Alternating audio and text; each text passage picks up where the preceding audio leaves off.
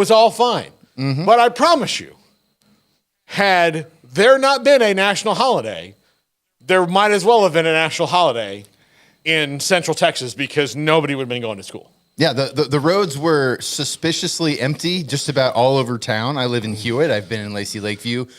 Two absolute polar opposite ends of Waco, Texas. And I felt like the road was my own. And it had nothing to do with the national holiday. It was every bit to do with the weather. Yeah, absolutely. We've got a lot of college football stuff to talk about. We are going to talk a little bit in the last segment, Jacob, about what in the cornbread blue F the Cowboys did yesterday, which I'll never, again, it's just pain for Cowboy fans like you and I. Garrett watched giggling and laughing as a Commanders fan. I'm just going to go sit in the snow and further numb my pain, I guess. Yeah, I know. Like, you know what? Send me to Buffalo and just let me freeze to death like Jack Nicholson at the end of The Shining. Because then that's the only way I'll understand things. But Kyle Visser says, that's because it's all true, Paul. Texas is better. It is a great place to live. I do like living here. But I do think that everything's better in Texas, especially after 2021 and the freeze where like, oh, we don't have a plan for any of this. Like maybe like. No, I wasn't here for that freeze, but Texas really is the state that embodies America more than any of the other states, because when we're not here, we like to remind everyone of how much better we are than everybody else. Yeah, that's true. We've got a neighbor to the north being Oklahoma. Oklahoma's kind of like our Canada because we can crap on them and we don't have to worry about anyone having a problem with it. Yeah, it's very true. Like you go to other states and you tell them how much their state sucks. And there's like, I've always wondered like American like tourists going to places like Switzerland that are like just beautiful and like even the dirtiest parts of Switzerland are still really pretty. And like, America's better. Like, is it? I mean, I get the weird system of government they have here, but is it? Is it? So, but yeah, that's very much true. That's Texas for you. But there's so much that happened the last 4 days in college football. We can start by saying, Washington hired a new coach on Friday, Washington lost their coach on Friday, hired a new coach on Sunday. Kalen DeBoer goes to Alabama. Jedd Fisch from Arizona goes to Washington. And then the first thing I want to talk about is not even necessarily those two moves, but if you're Arizona and you actually have a coach that other people want to hire, that's good news and bad news, and it was the bad news situation, they just got back to, for the first time in many, many years, being a team that people were afraid of. And now, not only are you going to lose your coach, you're probably going to lose your very promising young quarterback and wide receiver, who I would just venture to guess are going to be Washington Huskies by this time next week. I'm only spitballing on that one, but if I was Jedd Fisch, the first person I would call as soon as he hit the portal, and I might have said it before I even left, like, hey, have you ever been to Seattle? It's a really cool place. They throw fish there, and there's coffee. Why don't you come up there and see it? Would be to Noah Fafita. So it sucks for Arizona, as they're not only good for the first time in forever, but they're also transitioning into a new league. Yep. So you would want stability now more than ever, and they've got a bit of a financial situation going on there where they had a $240 million budget shortfall as an entire university. So all these things you just don't want. When you're going through that, you don't want uncertainty, and that's what they're faced with now.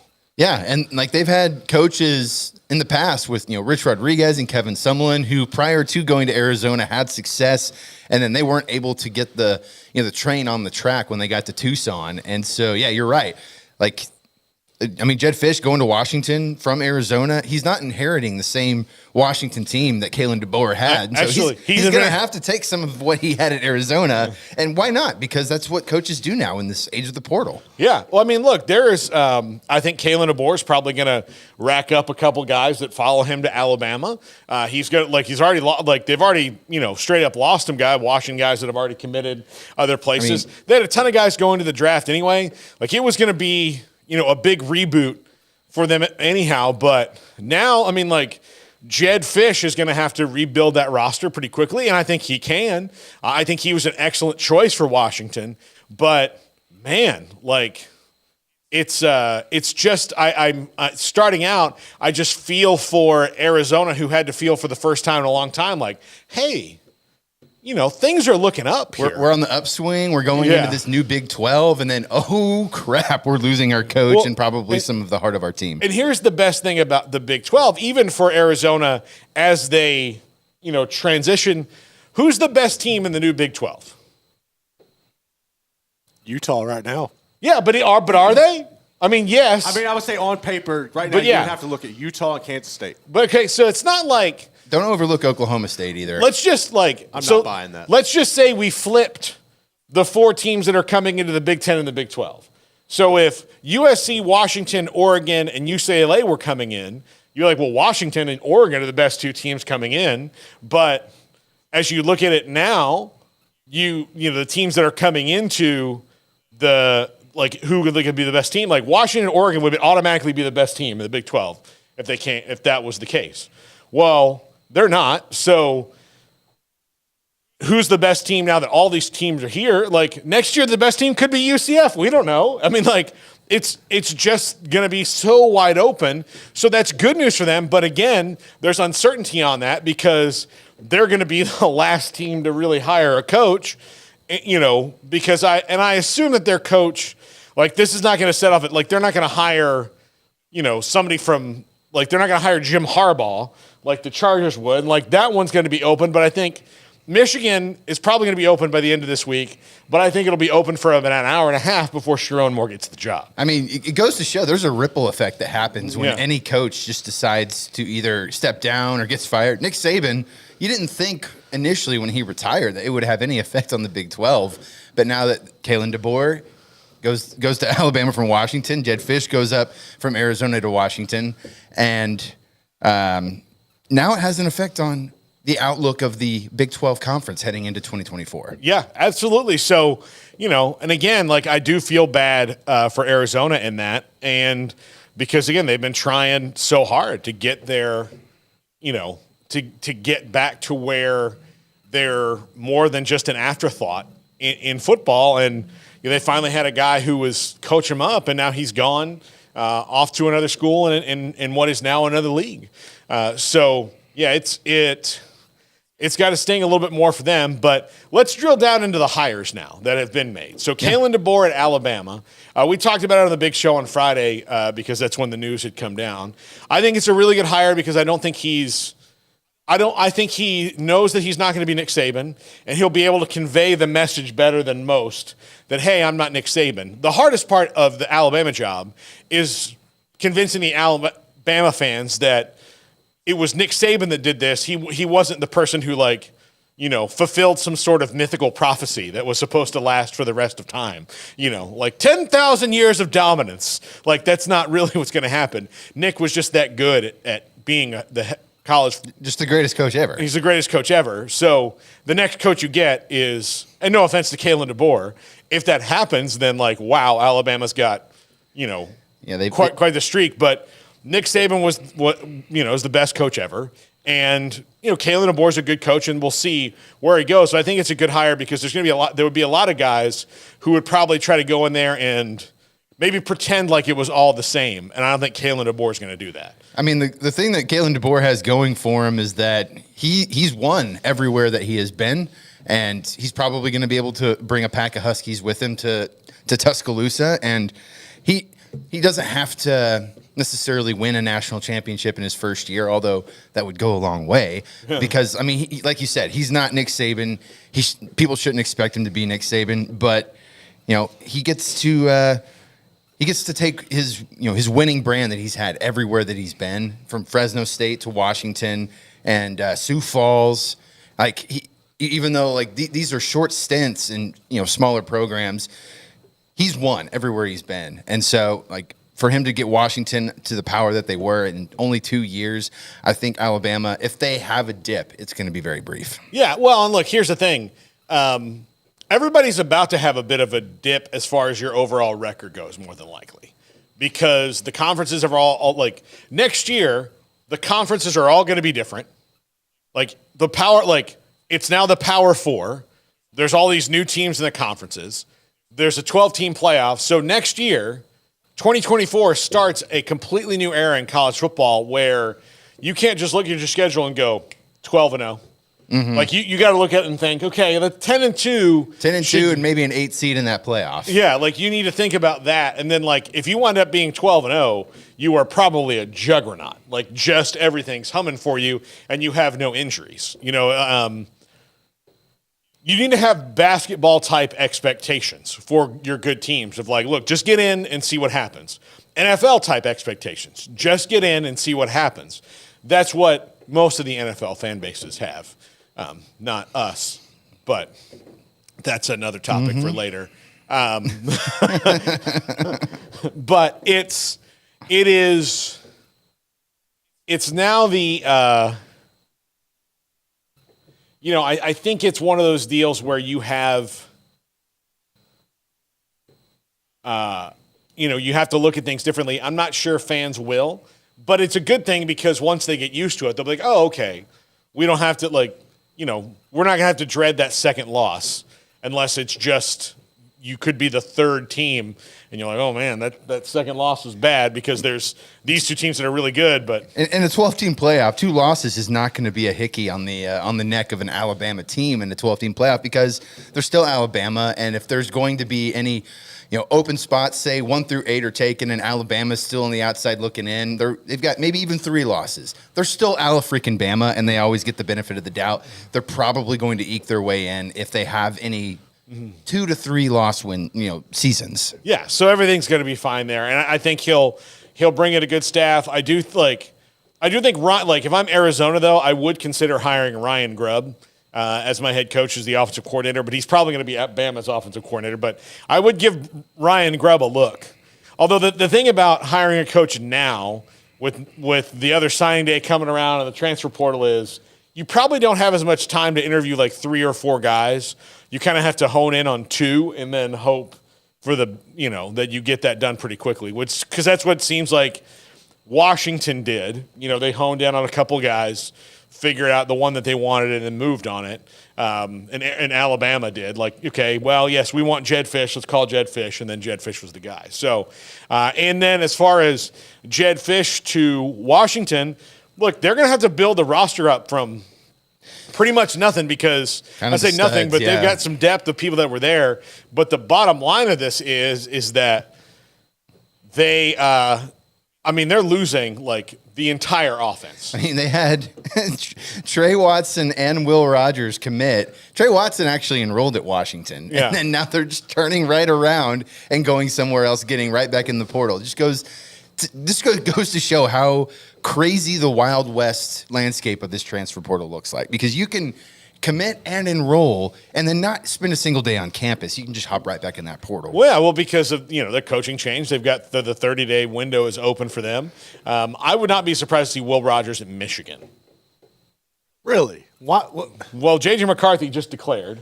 I know. I'm hesitant on Will Rogers because like watching him after that shoulder injury and watching him throw, especially down the stretch last year, he had no velocity on his deep ball at all. Now I know that's going to get better with time and in the repetition and everything, but in general, man, if I'm a program like Michigan, I would be a little hesitant to grab him just because I don't know about his velocity, especially going into the cold weather up there. That would be an interesting one in my perspective. Well, look, they won several games this year where the quarterback didn't throw. Hand it off, yeah. So I think that's why it maybe works, and they've got Orgy there. That's their other quarterback that's coming up. We'll see. Back. Michigan has to figure out what Jim Harbaugh's doing before they're really able to go out and tell players like, hey, come here, because we know exactly who the head coach is going to be. Yeah. Because they don't. So this is not as far as like crazy as far as a couple years ago with Brian Kelly and Lincoln Riley and Luke Fickell and all that movement we have around, but it's pretty darn close to where the greatest coach of all time retires and then sets off this chain of events that right now has Arizona saying, okay, well, what do we do? And then more than likely it's going to have a school like San Jose State or someone like that going, okay, well, now what do we do here? I think Brent Brennan from San Jose State is going to be a high on their list because he was a finalist the last time around. But to go back to Jedd Fisch at Washington, he's proven to be a program builder. He's got a quarterback with a ton of eligibility left that he can bring with him and a wide receiver so they can kind of hit the ground running there and then build out from that. But again, they're also going to a new league. It's going to be tough for them. So there's going to be a large transition for the Huskies this year. But Jedd Fisch he's well-traveled in a good way in coaching. Like, he keeps getting jobs. Like, he's been in the NFL. He's been offensive coordinator in the NFL. He's been offensive coordinator in Michigan. He's been at Florida. He's been in the SEC, the Big Ten. He's been, in the Pac. He's been everywhere. So he has recruiting abilities that are clearly, well entrenched around the country. You have to recruit nationally now because of the portal. I think that he'll do really well there and probably pretty quickly, except for the fact that Washington roster just has a lot of holes you got to fill really fast, and you kind of hope that the guys that stay were ready to kind of start for you and get ready so you're not looking at, a 50-guy portal rebuild like Colorado did. Well, Colorado was like 70 guys, but whatever it was. But, yeah, all that huge guys in the portal. Yeah. I mean, it's just an interesting thing when a school like Arizona has a vacancy, especially with them moving into the Big 12. It's a little bit more relevant than it has been in years past because, when they hired Jedd Fisch, was that really big-time headline news? No. And so, now there's actually a little bit of, hey, you can win here at Arizona vibe. And we're going into a new league, and it's really up for, we just kind of touched on it. Nobody really knows who the best team in the Big 12 is going to be next year. And so this Arizona job is probably about as attractive as it has ever been. Yeah, it is. And so, there are, I did a top 5. I'll give you a little preview of my top 5 today. Can we do that? Is that allowed, Garrett? Run it. Let's do it. A little preview of the top 5. So, Barry Odom, I think would get the tires kicked. I would not be surprised, although it would really be a stretch to see Cliff Kingsbury maybe get the Back call in at Arizona? Yeah. Oh, you think he's wanted in that state? I mean, who cares? Yeah. It's not Phoenix, it's Tucson. It's a different breed of people. Yeah. So, a name I've seen kicked around for that job a little bit on the corners of the college football internet is Scott Frost.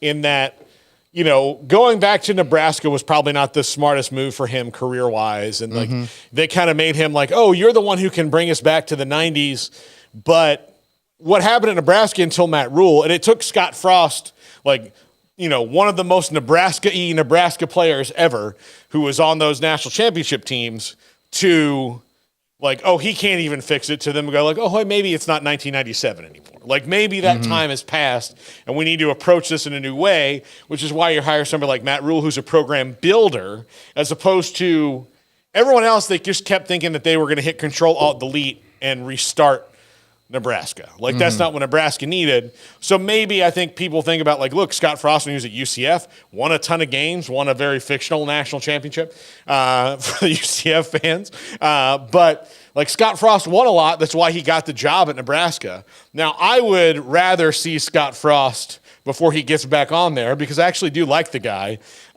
Maybe go be an offensive coordinator. And I think the best spot for him would be Iowa. I told you this earlier, Garrett. Yeah, definitely. That would be huge because... Make Iowa games worth watching? Oh, my God. Could you imagine the Scott Frost offense and the Phil Parker defense trying to figure that whole thing out? I would love it. I would love it, too. Yeah. No, I mean,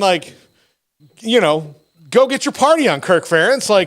Let's play some football. But live it up like Caligula there. Yeah, Kirk Ferentz. I don't think it would happen because I think he would Kirk Ferentz would sit in the meeting with Scott Frost and be like, so 1st and 10, we just gotten the ball on a touchback to start the game. So we're at the 25-yard line. It's 1st and 10. How many wide receivers are on the field? And he's like, well, if we're playing a team like Purdue, I'm going to use. Probably some 10 personnel, or I'm going to throw out 4 wide receivers, and he's going to be like, oh, Like, what do you like? Are you okay? What do you think this is, a discotheque go-go? What's going on here? Coach, are you okay? He's like, I'm sorry. No, I must have had some bad stuff at lunch. Like, okay. This isn't Vegas, son. Yeah. Like, all right. So let's just throw another scenario. It's fourth quarter, 8 minutes left. We're down by 7. We've had to use 2 of our timeouts. But we don't want to score too fast. And he's like, oh, I can score twice in 7 minutes, maybe 3 times. What? I'm sorry.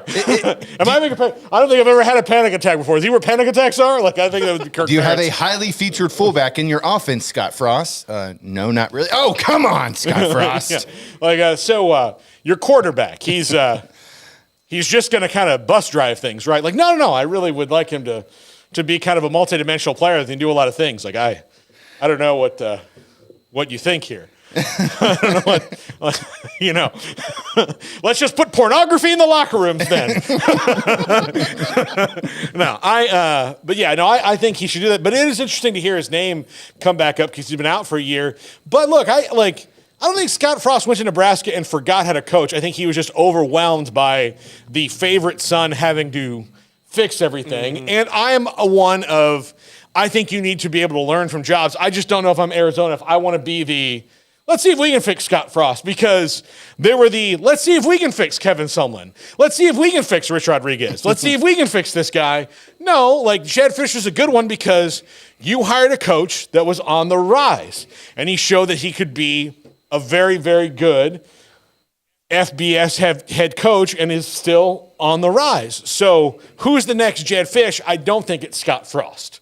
That's my opinion, but it is interesting to see his name thrown out. I have one name, and it might be a little too early, but I think I want to get your take on it. What about G.J. Kinney? Oh, I don't think that's too early. I think that the way things work now, I mean, that would be kind of an interesting one. Look, he won a Big 12 game this year on the road anyway, so yeah. Yes, he did. Yeah, I think he'll be in the mix. I think he'll be in the mix. I do think, and which is why, like, I think Barry Odom's going to get a look at this. Because he's been, he was at Missouri. I don't think Missouri's problems were all of Barry Odom's making. He's clearly done a really good job at UNLV. But again, are you getting Barry Odom on the rise? Or are you doing the same thing you did with Rich Rodriguez and Kevin Sumlin and those other guys? I think it's like the Rich Rodriguez light. That would be my take. But like you said, he has done a good job at UNLV. Yeah, I mean, look, and Rich Rodriguez got fired from Arizona because he was just awful to his assistant. Yeah. So I mean, I think they've got to figure that out. Like, Jedd Fisch is a good hire because he was on the rise. Who's on the rise? Is it Brent Brennan? Is it G.J. Kinney? Again, if it's Cliff Kingsbury, we're the ones who are going to get Cliff Kingsbury right. That's kind of, and that's a very common thing in sports in general. Like, when there's a highly touted player. Think about the transfer portal. How many of these guys in the transfer portal that were top 100 recruits that have not lived up to being a top 100 recruit over their careers have 5 schools looking at them because they're like, I'm the one, like, Nick Saban didn't use this guy right. Now, look, sometimes, like, you can have a guy that plays 3 years at Alabama and he's probably really good for you, but he wasn't playing at Alabama because the 2 guys in front of him were just superstars, so maybe that's not the right example, but if you think about, like, oh, well, Brian Kelly couldn't get anything out of this guy, and neither could Lincoln Riley, but I'll be the one who figures him out. Like, that one, like, sometimes, like, guys have peaked, Yeah. You maybe need to address that, but that's how it goes. It's the same with coaches. Like, we'll be the one who figures Cliff out. Cliff, this is really where he needs to be, and then we'll build around him what he needs. I think that sometimes you need to have a guy who's got it, like Kalen DeBoer, who's got it figured out no matter where he goes.